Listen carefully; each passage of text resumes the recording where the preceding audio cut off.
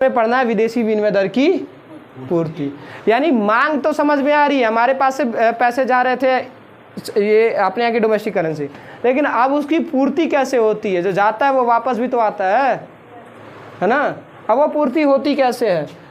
विदेशी विनिमय दर की जो पूर्ति होती है उसका सबसे पहला कारण होता है विदेशी वस्तुओं का निर्यात। यानी अगर आप जैसे एक देश दूसरे देश को अगर कुछ बेचने का काम करते हैं, कुछ देने का काम करते हैं, तो वो दूसरे देश से अपने देश में कुछ आयात भी तो करते हैं, निर्यात भी तो करते हैं। देखिए, आयात और निर्यात दोनों फिक्स होता है। अगर आपके कंट्री से कुछ विदेश जाएगा तो कैजुअल सी बात है कि वहाँ से भी कुछ आएगा ना। अगर हम गेहूँ दे रहे हैं उसके बदले हमको खजूर मिलता है, या फिर हम चावल देते हैं तो उसके बदले कुछ और मिलता है। जैसे हम इकरत से क्या लेते हैं? कच्चा तेल ले आते हैं, हम ले आते हैं, तो इकरत को उसके बदले हमको कुछ तो देना पड़ता है। अगर नहीं कोई सामान देते हैं तो पैसे कोई देते हैं। अब इससे हमारी डोमेस्टिक करेंसी पे कुछ तो असर पड़ता है। हमने पहले कल भी की वीडियो में भी देखा था कि क्या हमारी जो डोमेस्टिक करेंसी थी वो क्या अप्रिसिएट भी हो रही थी, डेप्रिसिएट भी हो रही थी। वो कैसे हो रही थी कल हमने देखा था। ठीक है, आज बात करते हैं supply of foreign exchange rate, यानी विदेशी विनिमय की पूर्ति। तो सबसे पहले डिपेंड होता है वो किस पे? विदेशी वस्तुओं के निर्यात पे। सबसे पहले किस पे डिपेंड होता है? विदेशी वस्तुओं के निर्यात पे। दूसरा होता है गृह देश के विदेशियों द्वारा निवेश, यानी जैसे हम कहाँ, अगर हम अमेरिका जाके क्या कर रहे हैं? इन्वेस्ट कर रहे हैं, तो अमेरिका वाले भी तो इंडिया के इन्वेस्ट करेंगे। क्यों? अगर हम अमेरिका जाके इन्वेस्ट कर रहे हैं तो अमेरिका वाले भी तो इंडिया के इन्वेस्ट करेंगे ना। तो जब अमेरिका वाले इंडिया आके इन्वेस्ट करेंगे तब आपकी डोमेस्टिक करेंसी क्या हो जाएगी?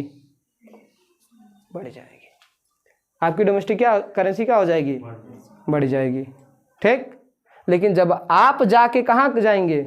वहाँ जाके इन्वेस्ट करेंगे तो आपकी डोमेस्टिक करेंसी, ठीक है। तो हमारी डोमेस्टिक करेंसी बढ़ कब रही है? जब उसकी पूर्ति कब हो रही है? जब विदेश के लोग आके इंडिया में इन्वेस्ट कर रहे हैं। तीसरा होता है शेष संसार द्वारा भेंट या उपहार, यानी आप क्या देना? किसी न किसी को गिफ्ट देना, उपहार देना। ये सारी यानी ये जो कारक है, इन्हीं कारण की वजह से हमारी विदेशी विनिमय की पूर्ति को पूरा किया जाता है। जैसे अगर हम ग्राफिकल वे में इसको देखें मैप पे, तो ये हमारा वाई एक्सिस है, ये हमारी एक्स एक्सिस है। ठीक है, अब बात करते हैं, लेट सपोज दैट वाई की रखें हम। अगर वाई एक्सिस पे क्या रख लेते हैं? रेट रख लेते हैं, कीमत, और एक्स एक्सिस पे क्वांटिटी यानी मांग, मात्रा और कीमत। अगर मान लेते हैं कि हमारा रेट यहाँ है तो क्वांटिटी यही रही। अगर हम रेट को बढ़ाएंगे, रेट को हमने क्या कर दिया? बढ़ा दिया ना, तो क्वांटिटी भी क्या होगी? रेट बढ़ाने से क्वांटिटी भी बढ़ेगी। ठीक है, हम रेट को अब इस बार क्या करेंगे? कम कर देते हैं। जैसे आप देखेंगे कि रेट आपका कम होता है, क्वांटिटी भी क्या हो जाएगी? अपने यहाँ कम हो जाती है। ठीक है, अगर R is equal to Q, then R1 is equal to Q1 and R2 is equal to Q2। यानी सप्लाई कब कैसे होती है? अगर रेट बढ़ेगा तो क्वांटिटी भी बढ़ेगी, और रेट घटेगा तो क्वांटिटी को भी क्या होना है? घटना है। जैसे अगर हम इसको एक बेसिक एग्जांपल के रूप में लेके चलें, अभी तो हम फॉरेन एक्सचेंज की बात कर रहे हैं, अभी एक बेसिक एग्जांपल के रूप में लेके चलते हैं कि मान लीजिए अगर आपको 10 रुपये में 50 टॉफ़ी मिल रही है, 10 रुपये में 50 टॉफ़ियाँ मिल रही हैं।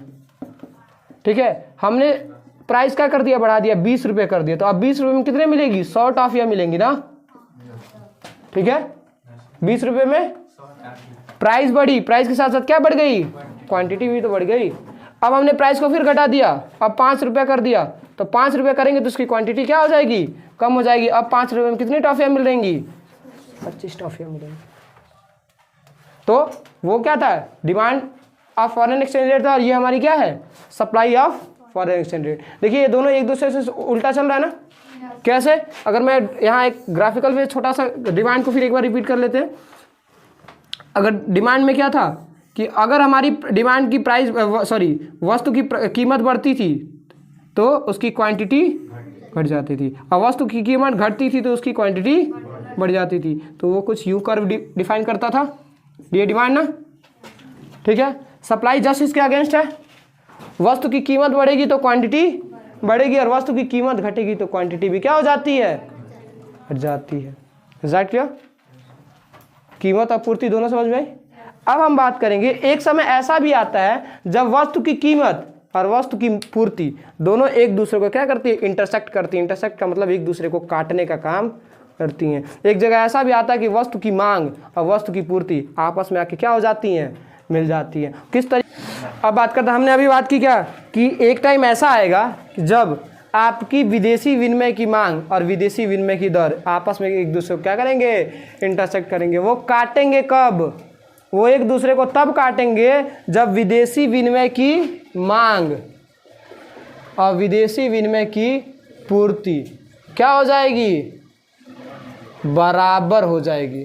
क्या हो जाएगी, बराबर। जितनी मांग होगी और उतनी ही सप्लाई होगी, जितनी डिमांड होगी और उतनी क्या होगी, सप्लाई। जब डिमांड और सप्लाई दोनों क्या हो जाएंगे, बराबर हो जाएंगे, तो वो एक दूसरे को क्या करेंगे, इंटरसेक्ट करेंगे। यानी एक दूसरे, देखिए ये हमारी डिमांड है ना, डिमांड ऐसी आती है ना, ये डिमांड हो गई, ठीक है, और ये क्या है, सप्लाई है।